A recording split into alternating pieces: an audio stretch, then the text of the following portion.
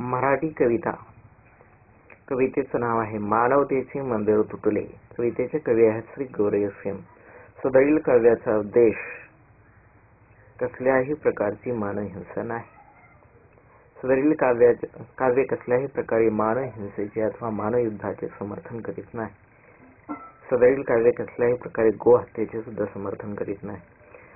अवमानित आला दारी ढासळले हे मंदिर, आली ईश्वरावरती स्वारी अडथरारले हे शरीर. अवमानित आला दारी ढासळले हे मंदिर, आली ईश्वरावरती स्वारी अणथरारले हे शरीर. चोरटा कोणी आला देवा, लुटून गेला मेवा, आली भूषणावरती बारी मूर्ती भंगली मंदिरी. चोरटा कोणी आला देवा, लुटून गेला मेवा, आली भूषणावरती बारी मूर्ती भंगली मंदिरी.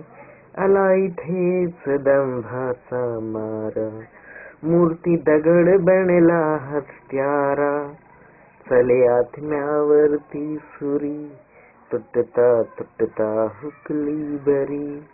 आला इथेच दंभाचा मारा, मूर्ती दगड बनला हत्यारा.